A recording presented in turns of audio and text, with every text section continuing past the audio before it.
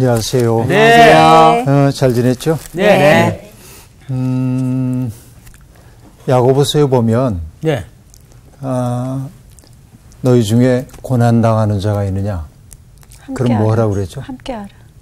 기도하라. 기도하라. 너희 중에 즐거운 자가 있느냐? 무엇하라? 놀아라.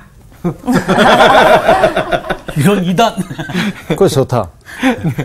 왜냐면 찬양하라. 찬양하라. 그렇게 얘기합니다. 그러니까 내가 기쁜 일이 있을 때 찬양을 하는데 그 기쁨을 다른 이들과 공유해라 하는 얘기죠. 앞서 얘기했던 게 뭐였어요? 고난당하는 자가 있으면은 기도해라 라고 얘기를 했습니다. 내가 처해 있는 곤고한 상황으로부터 벗어나기를 누구나 다 소망하죠. 그러나 기도한다고 하는 것이 주는 아름다운 효과가 있습니다. 그게 뭐냐? 기도할 때 네. 나는 조금 넓은 전망 속에서 나의 고난을 바라보게 돼요. 그러니까 이전엔 그 고난과 내가 그냥 마주 서 있어요. 너무 힘들어. 나한테 왜 이런 일이? 네. 근데 이제 하나님 앞에 이 문제를 가지고 갔을 때 그 고난이 내가 못 견딜 고난도 아니고, 그렇죠? 오히려 하나님의 뜻대로 살려고 하다가 겪는 고난이기 때문에 하나님 앞에, 하나님 아시죠? 제 마음. 이러고 나니까 오히려 마음속에 기쁨이 올 수도 있는 거고, 그렇죠? 이게 이제 기도의 효력이에요. 우리가 기도를 함을 통해서 얻는 또 다른 하나는 남들이 보기에는 인생의 마이너스라고 카운트하고 있는 고난을 하나님의 영광을 드러내기 위한 계기로 삼을 수도 있어요. 네. 이게 이제 기도하는 보람이라고 볼 수 있죠. 자, 하박국의 시작은 뭐였냐면 탄식이었습니다. 네. 하나님, 세상이 왜 이 모양이에요? 악한 자들이 득세하는 세상. 그렇죠. 그럼 막 탄식을 했습니다. 그러자 하나님이 일깨워 주셨어요. 저 악인들이 지금은 세상을 지배하는 것처럼 보이지만, 그러나 그 악인들에 대한 심판이 어김없이 수행될 거다. 그러면서 화해 선언이 여러 번 반복이 됐습니다. 그죠? 이러이러한 사람들에게 화가 있다 하고 얘기했어요. 자, 어떤 얘기냐면, 이전에 눈앞이 캄캄했어. 세상에 왜 이래? 희망이 없어. 어두워. 네. 그랬어요. 근데 하나님의 뜻을 깨닫고 나니까 뭐예요? 오늘을 견딜 힘이 내게 생겨요. 네. 그래. 지금 현실은 이러하는지 몰라도 이 현실이 궁극적인 현실이 아니야. 이건 바뀔 거야. 하나님 안에서 이것은 반드시 이제 시행될 일이기 때문에 악인들이 심판을 면할 수가 없을 거야. 이게 이제 우리들의 확신으로 찾아와요. 그 다음에 하박국이 하는 일은 뭘까요?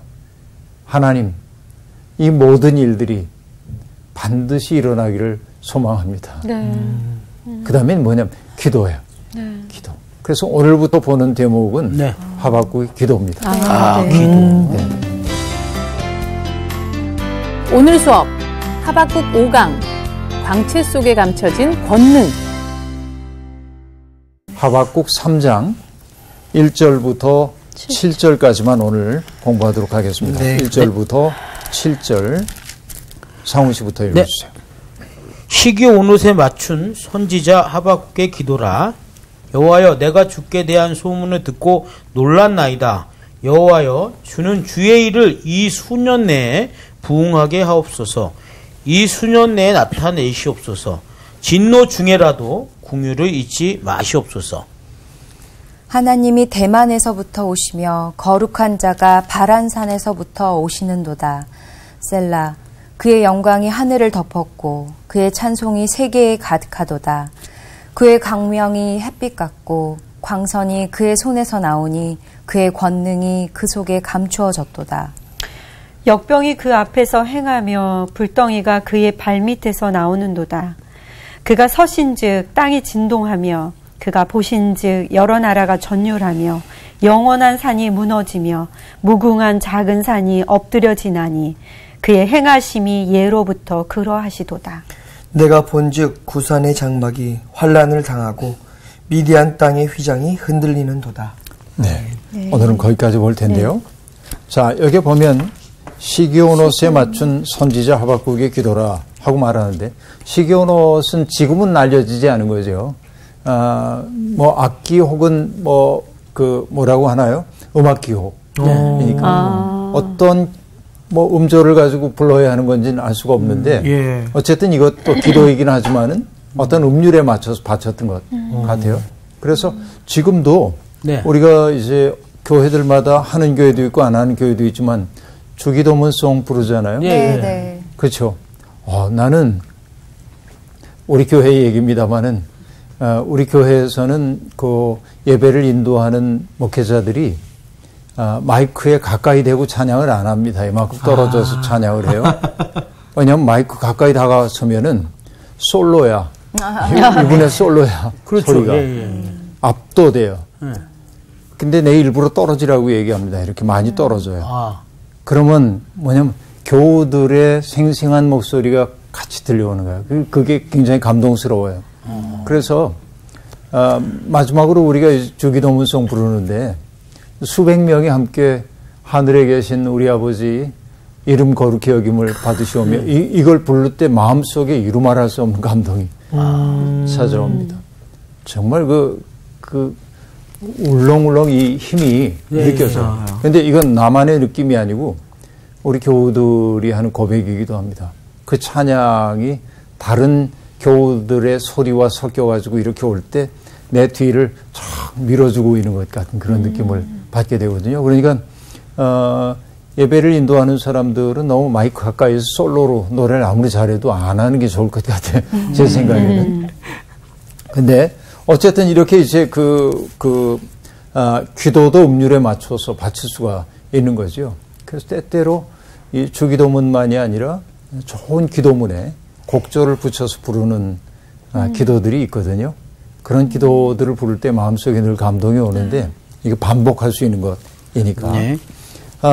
선지자 하박국의 기도라라고 얘기하므로 하나님의 행하심, 그러니까 하나님의 역사 계획에 하박국이 뭘 하고 있냐면 기도로 응답하고 있죠. 여러분, 하나님은 인간과 더불어 세상을 구원하기를 원하십니다. 네. 어느 교부가 얘기했던 것처럼 하나님은 사람 없이 세상을 창조하셨지만 사람과 더불어 세상을 구원하기를 원하셔요. 그러니까 아름다운 세상을 만드는데 나오나 너의 도움이 필요해. 하나님이 그렇게 말씀하신단 말이죠. 그러니까 오늘 우리가 하나님의 백성으로 부름받은 까닭은 뭐냐? 하나님의 꿈이 있어서 그래요. 우리를 두고 세우신 꿈이 있어. 하나님은 나를 통하지 않고는 하실 수 없는 일이 있다고 우리에게 얘기해 주셔요. 그렇죠? 네.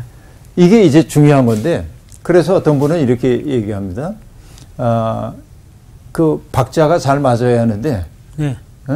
공 하면 짝이 들어가야지. 짝이죠. 그러니까 신앙생활이란 뭐냐? 하나님의 쿵에 대한 인간의 짝. 이게 같이 맞아 들어가야 되는 거예요. 이게 신인 협력사를 얘기하는 게 아니고 조화로움을 얘기한단 말이죠. 그러니까 하나님이 쿵했는데 우리 모른 척하고 그렇죠? 무슨 소리가 났나? 그렇게 있으면 안 돼, 이게. 그죠? 그래요. 인간 쪽에서 먼저 쿵 할 수도 있어요. 쿵 하면 하나님이 쫙 하고 응답해. 기도의 응답이죠. 네네. 이게 조화롭게 이루어질 때 하나님의 역사가 이 땅에서 나타나죠. 그러니까 하나님이 세상을 어떻게 다스릴지에 대한 꿈을 2장에서 말씀하셨어요. 예언자에게. 그러자 하박국이 그것을 받아서 기도로 응답을 지금 하고 있는 것입니다. 그죠? 그러니까 이 시기온에서 맞췄다는 얘기를 통해서 우리는 이 부분이 예배 공동체가 하나님 앞에 바쳤던 공동체의 기도구나 하는 것도 우리가 알 수 있어요. 하박국의 기도로 되어 있지만은 이것이 지속적으로 공동체의 기도로 받쳐졌을 가능성이 있겠다 하고 말할 수 있겠습니다. 그런데 여러분 2절이 이렇게 시작됩니다. 여호와여 내가 주께 대한 소문을 듣고 놀랐나이다 라고 말합니다. 여러분 주께 대한 소문 좀 들으신 바가 있나요? 우리가 우물가로 가야 되나? 소문을 듣기 위해서. 어디 가야죠? 네. 주님에 대한 소문, 여러분 그 소문이라고 하는 건 뭘까요? 주님이 행하신 일들, 그죠? 주께서 행하신 일들, 그 백성에게 베푸신 은혜, 그런 것들. 네. 그렇죠? 여러분 생각해 보면 내 인생이 지금 암담한 처지에 있어요. 아무런 희망이 보이지 않아요. 그때 아까도 우리 얘기할 때 상훈 씨하고 그 얘기를 했는데 어떤 일이 우리에게 다가오면은 그 일이 내 눈앞에 성큼 다가오기 때문에 아무것도 안 보여. 요것만 보여요. 요 문제만. 그렇죠? 네. 요걸 뭐라고 하냐면 눈앞이 캄캄하다 그러는 거예요. 이게 이 앞에 오니까 눈앞이 캄캄하지. 근데 이게 문제 없는 게 아니에요. 문제예요. 그런데 내가 어느 순간 요 문제가 이렇게 다가왔을 때 물러났어요. 이렇게 보니까 이것도 보이지만 뭐가 보여요? 미란 씨도 보이고 성원 씨도 보이고 그죠? 이렇게 보여요. 이렇게. 예. 그러자 이 문제가 죽고 사는 문제 아니야. 이게. 그렇게 볼 수 있게 되었어요. 그렇죠. 여백이 내 속에 생긴 거란 말이에요. 이게. 그러니까 우리가 하나님 앞에 기도를 하는 까닭이 뭐냐면 내 앞에 다가와 있는 이 문제를 떨어져서 바라보는 거예요. 이렇게. 그렇죠? 네. 그러자 뭐가 보였냐면 이 문제가 내 인생의 어려운 문제인 것은 분명하나 지난날 이런 일이 있을 때마다 하나님이 어떻게 나를 도와주셨는지. 네. 그렇죠? 네. 나뿐만 아니라 하나님이 우리 공동체에 아무개가 겪고 있는 어려움의 시간에 하나님이 어떻게 도와주셨는지에 대한 기억이 상기되는 거예요. 네. 그렇죠? 기억의 상기예요. 그래서 신앙생활에서 중요한 것은 뭐냐면 기억해내는 거예요. 이것이 여기에 뭐라고 되어 있냐면 주께 대한 소문을 들었나이다 하는 말이란 말이에요. 그렇죠? 하나님의 은혜, 하나님이 우리에게 베푸신 역사, 섭리 이런 것들에 대한 이야기를 들었어. 근데 그 들음이 결국 그에게 일으킨 정서적 반응은 뭐야? 놀랐나이다. 네. 이것은 그냥 깜짝이야 이게 아니죠. 놀랐나이다. 경외심. 경탄. 경외심에 사로잡히는 거예요. 그러니까 여러분 베드로가 그물을 던지고 고기를 잡으려는데 안 잡혀요. 예. 그렇죠.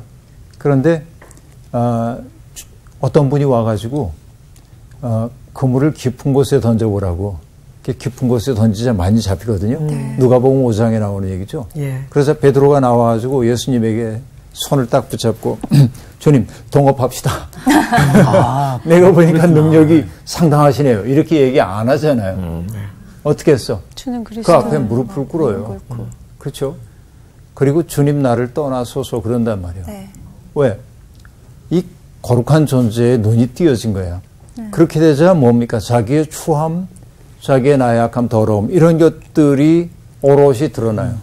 나를 떠나소서. 그죠?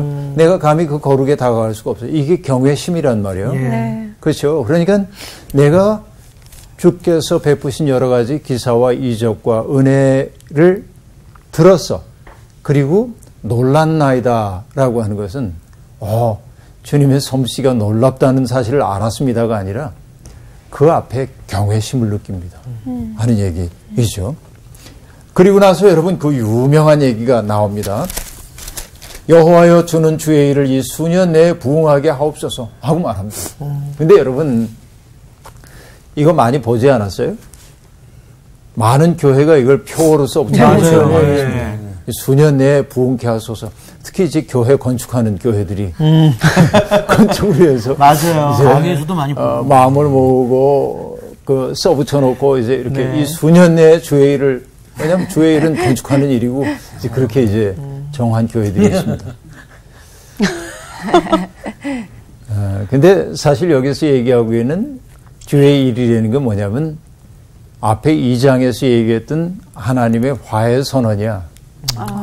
이렇게 못된 일들을 하는 사람들을 하나님이 어떻게 징계하고 역사를 바로잡겠다고 하는 하나님의 꿈이 주의 일이에요. 그리고 수년 내라고 하는 것은 1, 2년 사이에 이런 얘기가 아니고 빨리. 영어로 얘기하면 in the midst of years 그렇게 되어 있는데 흘러가는 해의 중간에 그 얘기는 뭐냐면은 어쨌든 시간 속에서 수년 내에 곧 그런 얘기가 아니고 흘러가는 시간 속에서 하나님이 약속하셨던 것을 이루어 주는데 우리 마음속에 뭐가 있냐면 바라기는 빨리 그런 마음이 있겠죠. 그쵸. 이것을 좀 이루어 네. 주십시오 하고 얘기합니다. 자, 여기서 부응하게 하옵소서. 이 수년 내에 나타내시옵소서라고 하는 이 말은 그것이 현실이 되게 해달라고 하는 이야기입니다. 그러니까 여러분 이게 이제 그 교회 건축할 때 이거 내거는 거는 전형적 자의적 해석에 속한다고 얘기할 수 있습니다. 마치 뭐하고 같으냐면은 여러분 그 유명한 거 있잖아요. 내 시작은 미약하였으나 내 나중은 심히 창대하리라 라는 욥의 구절을 사람들이 매우 좋아하는데 그래서 음식점을 차리는 교우가 있으면은 그거 사가지고 갈 때가 있죠. 맞아요. 내 시작은 미약하였으나 나중은 심히 참대하리라. 또 그렇게 기도해 좀 좋아하기도 하고. 근데 그게 욥을 비난하는 맥락 속에서 나오는 말이란 말이죠. 그러니까 성경 구절을 아무데나 뽑아가지고 내 마음에 맞게 이렇게. 맞아요. 예. 얼마 전에 미국에 갔는데 미국에 어딜 지나가다 보니까는 그 미국 사람들은 이런 그 나무 판에다 뭘 써서 이렇게 기록하고 장식하는 걸 좋아하나 봐. 근데 물론 영어지만 이렇게 써 있습니다. 손자, 손녀들은 언제나 환영. 부모님은 꼭 약속하고 오실 것. 그렇게. 아이고, 이건. 그거 보고 제가 웃었는데요. 부모들이 참법 신세를 면치 못하고 언제나 자식들에게 손자, 손녀는 언제든지 오케이. 그런 현실인데 여러분 뭐 내 시작은 미약하였으나 나중은 심히 창대하게 될 거다. 이거 뭐 좋은 말이긴 하죠. 띄워놓자면. 그러나 맥락 속에서 보면 그 얘기 아니거든요. 네. 근데 여기 똑같은 얘기예요. 주의 일을 이 수년 내에 부응케 하소서라고 하는 말은 이 폭력이 만연해 있는 세상. 네. 그렇죠? 힘 있는 사람들이 힘 없는 사람들을 착취하고 억압하고 그렇죠? 무시하고 이런 세상. 사람만 그런 게 아니라 제도와 시스템이 국가의 시스템이 폭력적 제국이어서 가난한 나라, 힘 없는 나라들을 억압하고 이런 세상을 하나님이 반드시 바로잡겠다고 하셨으니 그 주님의 일을 속히 이루어 주십시오. 그 얘기예요. 이 구절은 그죠? 네. 그런 의미로 우리가 받아들여야 한다 하는 네. 얘기입니다. 그러니까 하나님에게 지금 비는 것이 뭐냐면 진노 중에라도 긍휼을 잊지 마옵소서라고 얘기를 하고 있습니다. 진노라고 하는 건 뭐예요? 바벨론을 통한 하나님의 심판입니다. 이게 진노입니다. 그래서요, 죄 지은 백성에게 하나님은 바벨론이라고 하는 몽둥이를 들어가지고 치게 하셨어요. 이게 진노예요. 네. 그러나 하박국이 지금 구하는 건 뭡니까?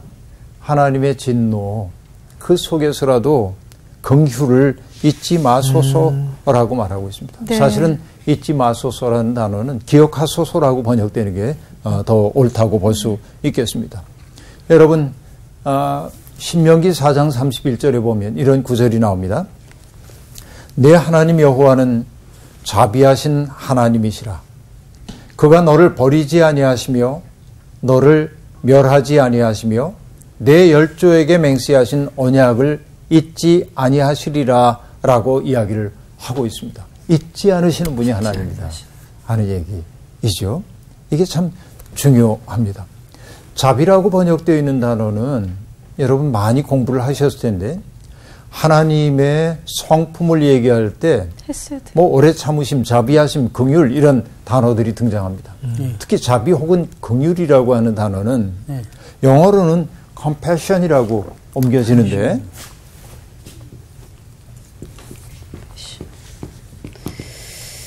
com은 함께라고 하는 뜻이고 passion이라고 하는 것은 열정이라는 뜻도 있지만 고난이라는 뜻도 있죠. 그러니까 하나님의 사랑이라고 하는 건 뭐냐, 함께 아파하는 거예요. 이게 하나님의 사랑이야. 내가 누군가를 사랑한다고 한다면 사랑하는 사람의 고통을 그건 네 문제 이렇게 안 해. 그렇죠? 그쵸. 그 문제 속에 내가 들어가는 거지. 그리고 그 문제를 내가 아파하는 거지. 그 문제를 풀어내기 위해 쓰는 거지. 이게 사랑이죠. 네. 그 사랑의 궁극적인 모습이 뭐냐면 성육신이란 말이죠.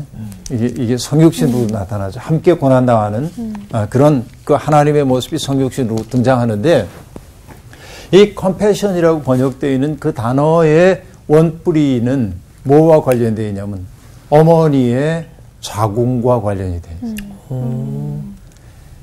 자신의 모태 속에 들어온 생명을 여성의 몸은 소중하게 받아 안습니다. 그리고 이 생명이 잘 자랄 수 있도록 희생적으로 돌봅니다. 그죠? 희생적으로 돌봐요. 언젠가도 얘기했는지 모르겠습니다만 인간의 몸에는 면역 체제가 있어요. 외부에서 뭔가가 들어오면, 음식물이 아닌 다른 생명이 이 속에 들어오면 면역 체제가 발동돼 가지고 네. 그렇죠? 비상등이 울리고 가가지고 싸워. 네.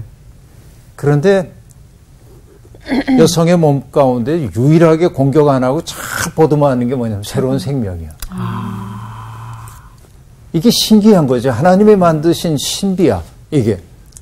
그러니까 어머니들은 그렇게 자기의 모태에서 새 생명을 품고 그리고 키우고 그 생명을 위해서 자기 희생하죠. 입덧하고 먹지 못하고 고생하고 그리고 이제 출산이라고 하는 고통을 겪습니다. 그죠?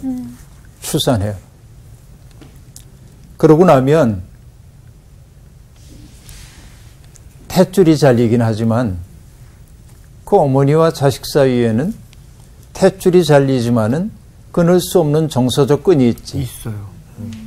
그래서 아이가 아프면 어떤 심정입니까? 아기야, 너 대신 내가 아프면 좋으련만. 그죠?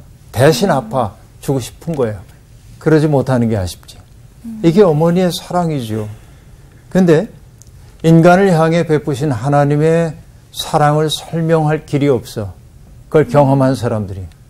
그때 인간이 경험한 사랑의 최대치가 뭐냐면 어머니의 사랑이란 말이야. 그래서 자궁에서부터 유래된 단어를 가지고 하나님의 사랑을 설명한 거란 말이야. 이게 중요한 거예요. 그래서 여러분, 솔로몬의 재판 이야기를 우리가 알고 있습니다만, 그렇죠. 가짜 엄마 진짜 엄마에게 아이를 잘라가지고 반씩 주라고 공정하게 솔로몬이 얘기하자 가짜 엄마는 네, 좋은 판단입니다. 그러죠. 근데 진짜 엄마는 어떻습니까? 그 여인의 마음이 불붙는 것 같아서 그랬어. 근데 성경의 원래는 뭐냐면 그 여인의 자궁이 꿈틀하여 말하게. 굉장히 강렬한 얘기죠. 그러니까 이건 뭐라고 설명하기 어려운 몸의 체험이란 말이요. 네. 그러니까 하나님이 사람들을 사랑할 때 바로 그런 사랑으로 사랑하신단 말이죠. 여러분, 하나님은 지금 우리가 아파할 때 우리 때문에 아파하신단 말이지. 이게 하나님의 사랑이야. 그래서 하박국이 지금 구하고 있는 게 뭐냐면 하나님, 진노 중에라도 긍휼을 잊지 마옵소서라고 얘기하고 있습니다. 왜냐하면 그 사랑이 그치는 순간 인간은 완전히 무너질 수밖에 없기 때문에 그런 것이죠. 그래서 인간은 하나님의 은혜를 잊지 말아야 하지만 인간이 해야 할 일 가운데 하나는 뭐냐면 우리에게 베푸셨던 그 사랑에 대한 기억을 하나님께 상기시켜드려. 하나님이 기억상실에 있다는 얘기가 아니고 그 얘기를 자꾸 이제 함으로써 내가 하나님께 속해 있는 존재임을 더욱더 확인하게 되는 거죠. 네. 그래서 하박국이 지금 진노 중에라도 긍휼을 잊지 말아달라고 그렇게 기도하고 있단 말이죠. 다음 볼게요. 네. 하나님이 대만에서부터 오시며 거룩한 자가 바란산에서부터 오시는도다 하고 말합니다. 여러분, 기도를 통해 얻는 확신이 있습니다. 그건 뭐냐? 하나님께서 지금 현현하고 계신 겁니다. 대만은 에돔의 중심 도시이고요. 바란은 아마 이스라엘 남쪽 지역 어디 아닐까 싶은데 여러분, 하나님의 현현이 추상적 개념이 아니란 사실을 일깨워주기 위해서 성서 기자들은 장소와 더불어 하나님의 현현을 얘기하곤 해요. 구체적으로 우리의 삶 속에 개입해 오신다 하는 얘기를 하기 위해 의도적으로 장소를 얘기를 한단 말이죠. 여러분, 이 장소라는 게 참 재미있는데 네. 인간은 장소성 속에 있는 존재인데요. 예를 들어서 저는 아마 이 방송 보시는 분 가운데 함양 분들이 계실 텐데 함양. 여러 해 전만 해도 함양이라는 곳이 있다는 사실은 알았지만 그것이 어떤지는 전혀 나하고 관련이 없기 때문에 몰랐어. 네. 경남 함양이요. 예. 함양. 근데 함양에 있는 어떤 분과 아주 좋은 관계를 맺기 시작하자 네. 함양은 그의 얼굴과 더불어 내게 떠올라요. 맞아요. 그렇게 되지. 그렇죠. 네네. 경남 거창이라고 하는 곳도 제게는 무관한 장소였지만 거창에서 인연을 맺었던 아무개와 더불어서 언제나 떠올라요. 맞아요. 그러니까 여러분, 우리는 어떤 장소에 대한 대표이기도 해요. 맞아요. 굉장히 중요한 것 같아. 맞아요. 내가 어떤 교회에 갔는데 그 교인 하나에 대한 인상이 그 사람이 교회에 정착할까 말까에 대한 결정을 좌지우지하는 경우도 있단 말이에요. 그러니까 모든 장소에 대한 기억은 뭐냐면 사람에 대한 기억과 연결되어 맞아요. 있는 경우가 있다.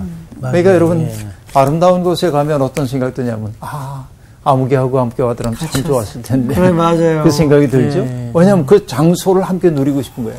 인간은 그런 존재라고 얘기할 수 있어요. 그러니까 하나님이 이 세상에 현현하신다라고 얘기할 때 이게 추상적으로 들릴 수 있어요. 그렇기 때문에 하나님이 대만에서부터 오시고 바란 광야에서부터 오셔 구체적으로 지금 얘기를 하고 있는 겁니다. 그죠? 그렇게 얘기합니다. 그리고 하나님이 현현하실 때 어떻다고 얘기합니까? 그의 영광이 하늘을 덮었고 그의 찬송이 세계에 가득하도다라고 얘기합니다. 그분의 영광이 하늘을 덮었고 이불처럼 그의 찬송이 세계에 가득하다 하고 얘기합니다.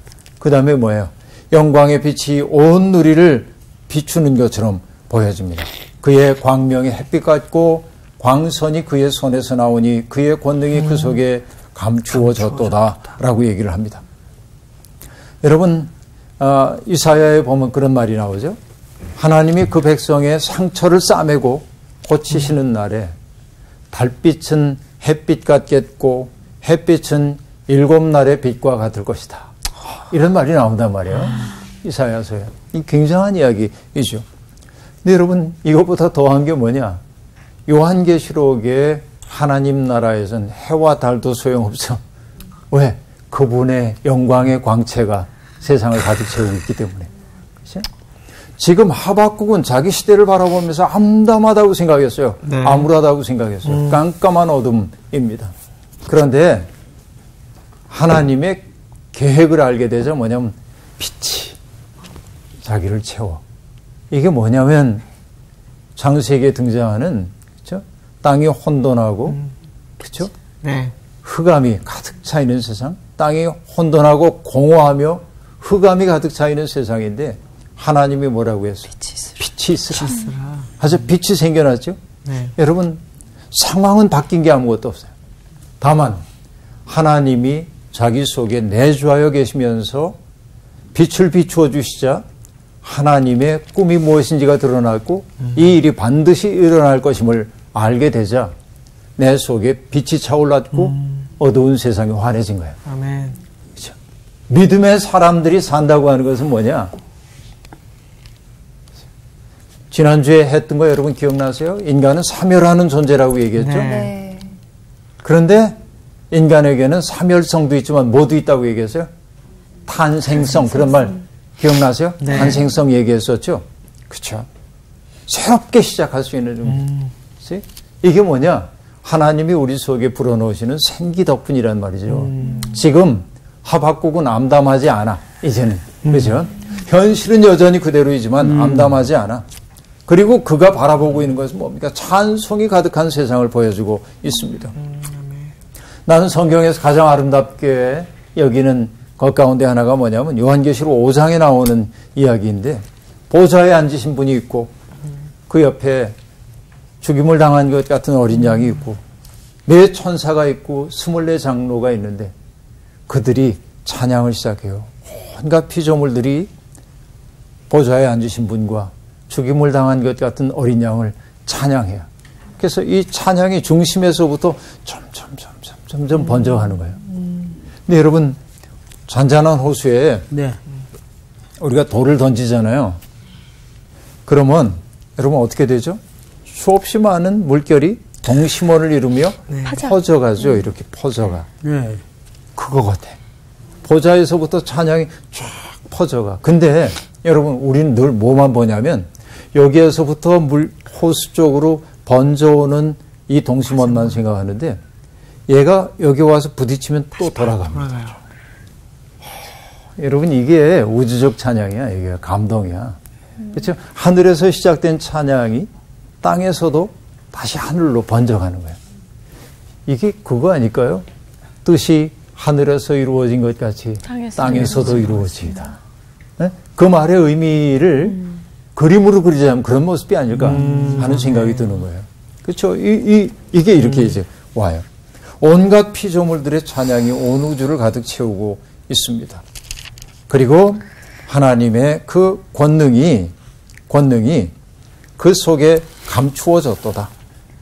그 광채는 부드럽고 온유하지만 하나님의 강한 권능이 그 속에 감춰져 있다. 온유하지만 강력한 거예요. 강력한 거예요. 그래서 여러분, 제가 노자에 나오는 얘기를 종종 좋아하기도 하는데요. 거기에 어떤 말이 나오냐면, 여러분, 이게 노자 구절인데 시간이 없어서 써드리지 못하지만 좌기에 해기분 화기광 동기진, 그런 구절이 나와요.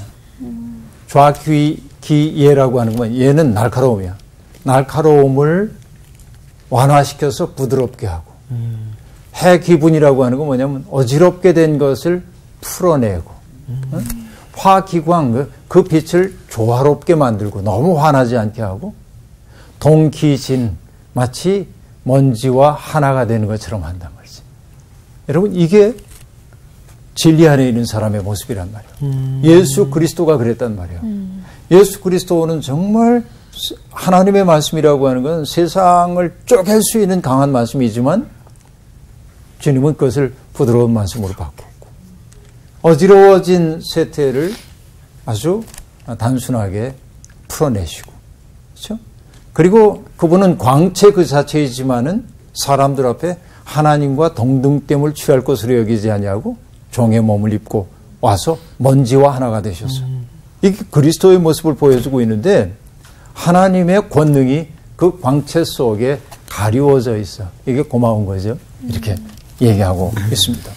그러나 우리가 잊지 말아야 될 것은 뭐냐면, 하나님은 그렇게 너그럽고 놀라운 분이지만 이렇게 얘기합니다. 그 앞에 역병이 그 앞에서 행하며 불덩이가 그의 발밑에서 나오는 도다라고 이야기를 하고 있습니다. 결국 뭐냐면은 역병과 전염병까지도 거느리시는 하나님. 하나님은 그런 분이에요. 그러니까 때때로 우리가 이해할 수 없는 일이 세상에 벌어져요. 예.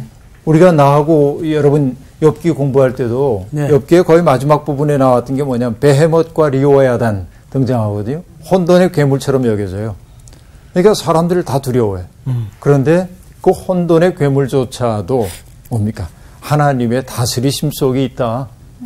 그렇죠? 그런 얘기입니다. 그러니까 여러분, 나의 이성으로, 나의 경험으로 다 파악되지 않는 현실이 우리에게 일어나요. 그때 우리가 알아야 될 것은 뭐냐면, 그래, 나는 지금 이해를 하지 못하지만 하나님은 이 일을 통해서 당신의 뜻을 이루어 가실 거야. 그렇죠? 이걸 우리가 확고하게 믿어야 돼요. 그래서 신앙이라고 하는 것은, 신앙은 이해를 추구해야 돼. 알아야 돼, 우리가. 그렇죠? 하나님의 뜻이 어디에 있는지 알아야 돼. 그러나 신앙은 이해를 추구해야 되지만 알아야 될 것은 뭐냐면, 신앙은 역설 속에 더한다, 그 얘기야. 내가 알아차리지 못하는, 이해할 수 없는 일들이 너무 많다. 그래서 여러분, 킬케고리라고 하는 분은 신앙의 깊이를 역설 속에서 찾아요. 높아지려고 하는 사람 낮아져야 돼. 살기를 원하는 사람 죽어야 돼. 이거는 말로만 해가지고 나을 수 없어요. 그 삶을 선택했던 사람들만이 경험할 수 있는 부분이에요. 그렇죠? 십자가가 그래요. 십자가는 죽음이에요. 네. 그러나 죽음이 아니라 십자가는 뭐였어요?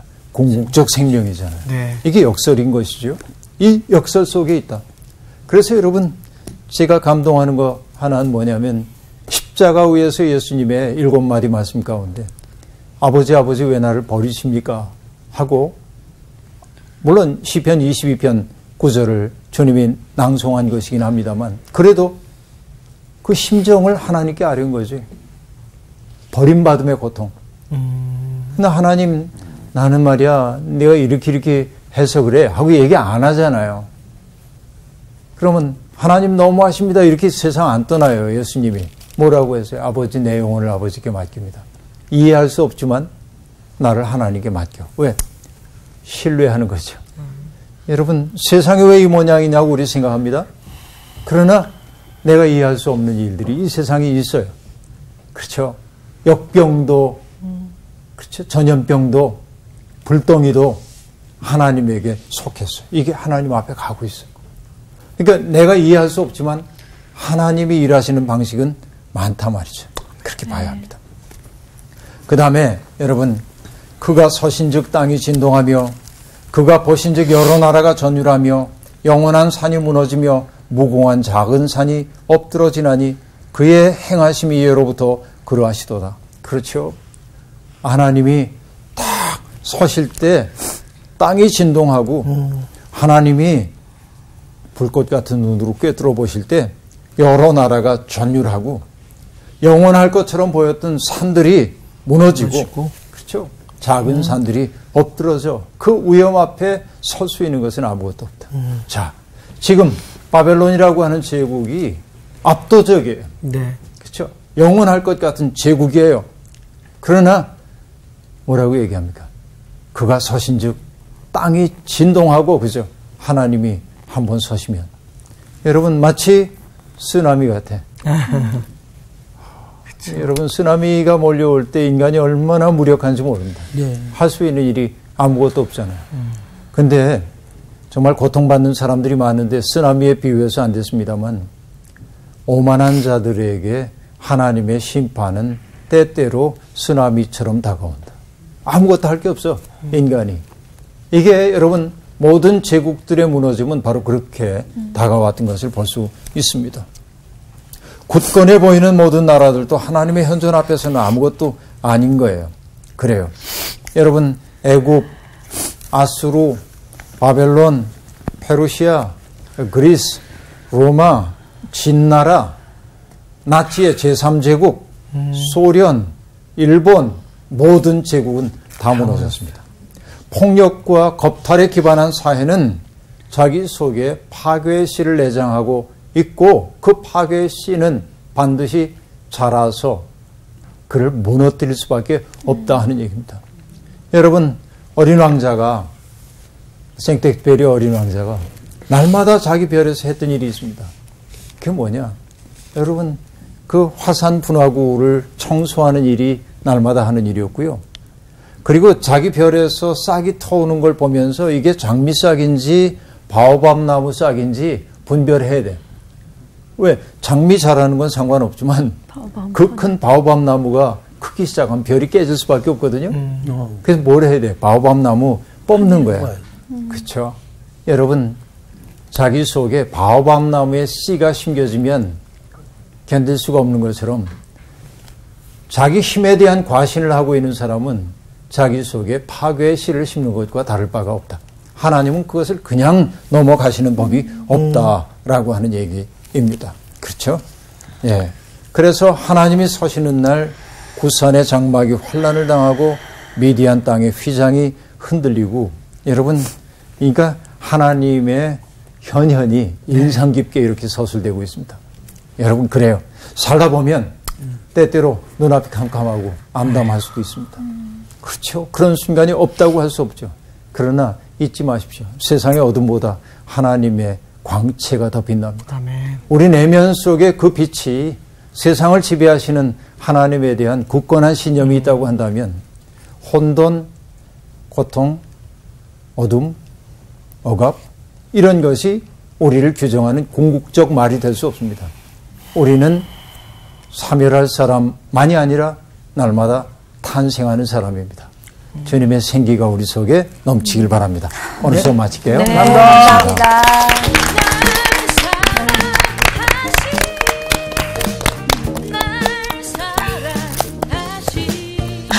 아니, 그 마지막에 이야기해 주셨던 게 저는 계속 들었던 생각이 오늘 말씀 들으면서는 그래서 하나님이 내가 발광하는 발광체가 아니라 어떤 빛을 받으면 그걸 반사하는 반사체처럼 형광 물질처럼 그렇게 우리한테 이야기해 주시는 거였구나. 하나님의 그 빛을 내가 잘 받아야 좋은 그 밝은 빛을 내뿜을 수 있지 않을까. 그래서 그런 생각하면서 좀 희망이 생겼어요. 근데 나는 좀 생각이 달라요. 네. 그 하나님의 빛을 우리는 반사를 하는 게 아니라 하나님이 원래 우리가 빛이 나게끔 만들으셨다고 저는 생각해요. 단지 뭐 구름이 가리고 안개가 가려서 우리가 빛나는 걸 못 볼 뿐이지 우리 자체는 이미 빛나는 사람들이기 때문에 제가 봤을 때는 충분히 우리 성호 씨나든가 여기 있는 모든 사람들이 다 빛의 사람들이라 생각이 들어요. 네. 이번 주 퀴즈입니다. 요담이 나무들의 우화를 선포한 곳은 어디일까요? 1번 시내산, 2번 그리심산, 3번 느보산. 정답을 아시는 분은 CBS 성서학당 홈페이지에 정답을 올려주시거나 우편으로 보내주시면 됩니다. 선정되신 분들에게는 하나님의 말씀을 전 세계에 보급하는 대한성서공회에서 성경 통독을 위한 최고의 자습서 성경 2.0, 세상을 바꾸는 복음 매거진 크리스채너티 투데이 1년 정기 구독권, 성경을 쉽고 재미있게 가르쳐주는 성서학당 선생님들의 저서 중 하나를 드립니다.